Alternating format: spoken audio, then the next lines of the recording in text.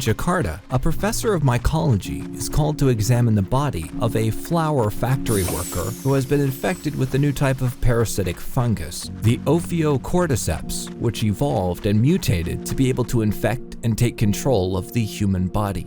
From there, the fungal infection spread throughout the US and the rest of the world.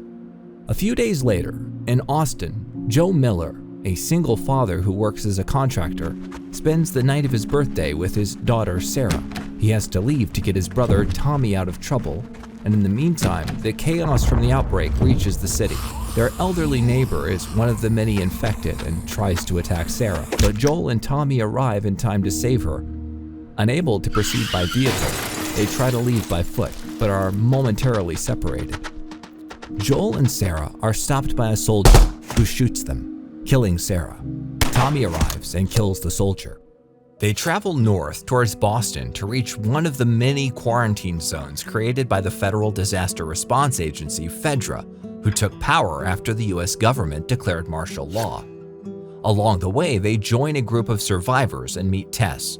Near Boston, in the town of Lincoln, Bill, a paranoid survivalist, has prepared his house years before the cordyceps outbreak and is completely set to survive by himself there. Some years pass. Joel builds a life in Boston with Tess, sharing an apartment together and surviving as smugglers.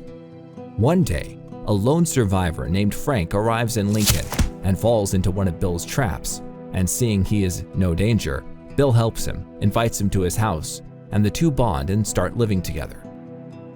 Anna Williams, a member of the Boston Fireflies, is pregnant and gets stationed in one of their safe houses outside the quarantine zone. During a trip, she's chased by an infected.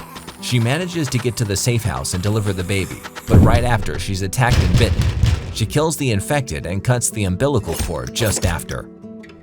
Marlene, the leader of the Boston Fireflies, reaches the outpost in time before Anna's mutation and promises to take care of the kid, whom she names Ellie.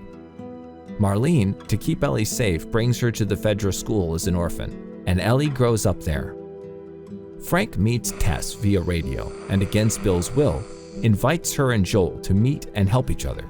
Frank and Tess are enthusiastic to have found other people, while on the other hand, Bill and Joel are more suspicious, but in the following years they trade and cooperate together, becoming almost friends. After more years in Boston, Tommy meets Marlene, joins the Fireflies, and leaves. Ellie is now 14 and continues her life as an orphan in the Fedra school. Her friend and roommate, Riley, meets Marlene, and she also joins the Fireflies, who station her at the abandoned mall. One night, Riley comes back and sneaks Ellie out for a special night at the mall to have fun together. An infected finds and attacks them, biting both of them. They manage to kill it, but after some hours, Riley starts to display the symptoms, and Ellie is forced to kill her, while she appears to be immune to the cordyceps. She goes back to the QZ, where she meets Marlene, who, seeing that she's been infected but still alive, imprisons her to test her and understand what's happening. When they verify that she's actually immune, Marlene hopes that she can be the key to developing a cure or a vaccine. So they decide to move all the Boston Fireflies to another location.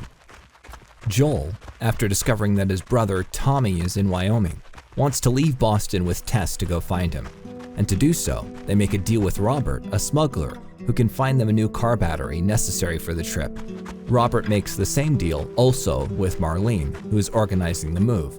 But when they try to make the exchange, they discover that the battery is actually worthless, and they shoot each other. Joel and Tess track down Robert and reach the Firefly safe house, but find Robert dead, the battery useless, and Marlene with Ellie.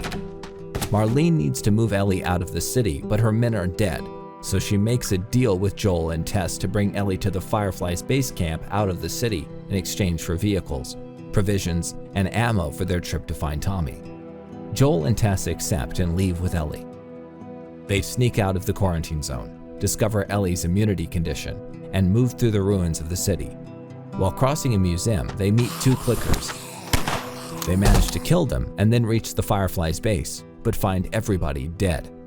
Tess reveals that she was bitten and is infected, but she has hope for Ellie's condition, believing that she may be the key to finding a cure. So she makes Joel swear to complete Marlene's mission and to bring Ellie to Bill and Frank. They are reached by a horde of infected, so she sacrifices herself to let Joel and Ellie escape. They arrived at Bill and Frank's house and discovered that, due to Frank's medical condition, the couple chose to end their lives together. Joel takes their car and supplies and heads to Wyoming with Ellie, hoping that his brother Tommy will know what to do with her.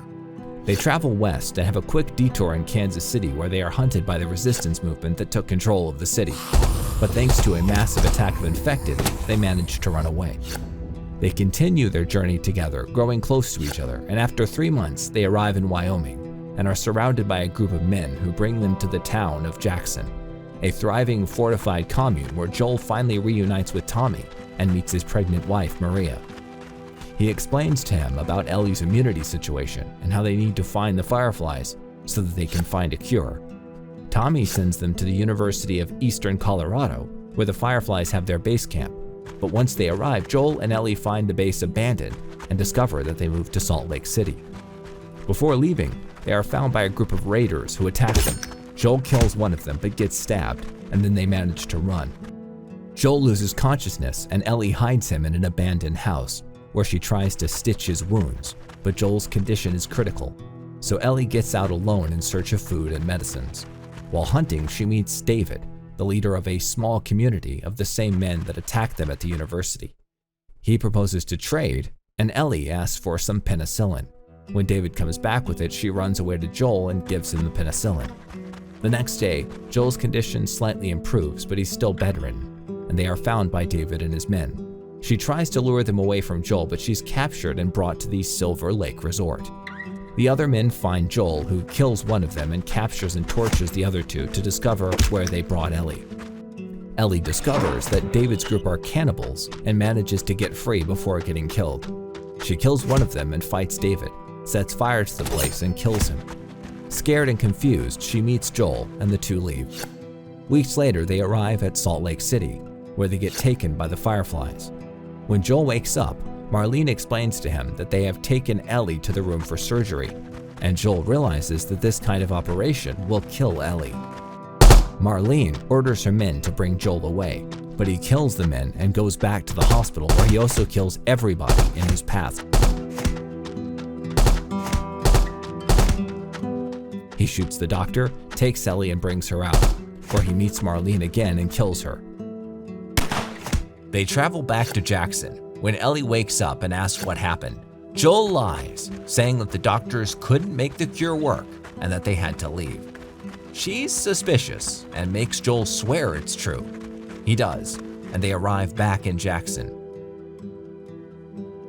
Thanks for watching. If you liked the video, make sure to subscribe to the channel and let me know in the comments which movies or series you'd like to see next.